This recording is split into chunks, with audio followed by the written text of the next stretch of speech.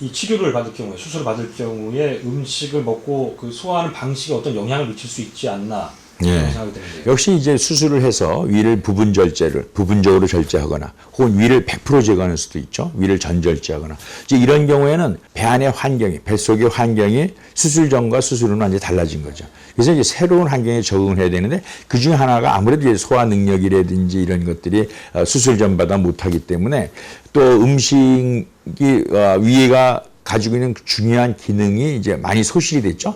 다시 말해서 음식물을 저장한다든지 음식물을 으깨서 혼합해서 밑에 장으로 내려보내는지 이런 기능이 떨어지다 보니까 그런 것을 이제 보완하는 것이 필요하다. 식사를 아무래도 수술 전처럼 많이 할 수가 없겠죠. 그러니까 식사 양을 줄이고 그리고 위가 하는 일들을 입에서 이제 많이 해서 하는 겁니다. 그래서 오랫동안 씹어서 부드럽게 해서 음식을 넘긴다든지 하는 것들이 이제 수술 후에 해야 될 주의사항 중에 하나죠. 그렇지만 이것도 어느 기간 지나면 새로운 환경에 적응을 하게 만들어준다. 그렇기 때문에 이것이 뭐 일생 동안 그렇게 되는 게 아니고 이제 어느 정도 기간, 사람에 따라 다르지만 수개월 정도 지나면 거의 수술 전 식사 양으로 이제 또 적응이 되고 또 뭐 소화 능력도 그만큼 올라간다. 이렇게 되어 있습니다.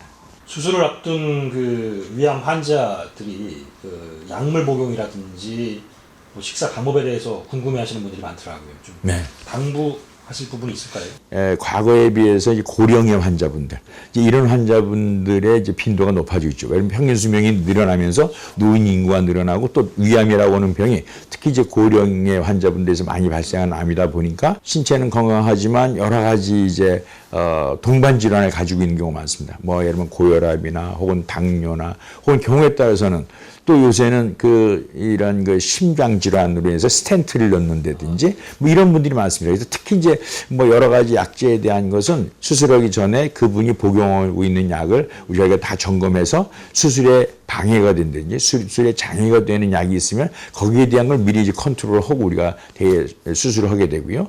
근데 특히 이제 주의해야 되는 것은 이런 에스피린이나 이런 항응고 제제를 드시는 분들이 있습니다. 스텐트 같은 거 넣으신 분들은. 그래서 이제 그런 경우에는 저희가 심장내과 선생님들과 상의를 하고 마취과 선생님과 상의를 해서 일정 기간 그 약을 끊고 수술을 하고 그리고 이제 혹은 경우에 따라서 약을 다른 약으로 대치하면서 심장이나 혹은 그 스텐트에 장애가 가지 않도록 유지하면서 수술한다든지 하는 이런 조치를 하게 되죠. 그 약물 복용 외에 식사 방법 같은 경우에도 뭐 조언이 될 만한. 역시 이제 식사는 이제 수술 전에는 뭐 일상적인 식사를 이제 하지만 수술한 후에는 역시 소화 기능이나 혹은 이런 위 기능에 이제 부분적인 기능 손실이 있으니까 거기에 맞춰서 식사량을 줄이고 좀 조절하고 하루에 여러 번 나눠 드시는 뭐 이런 식사법을 이제 권하게 되죠.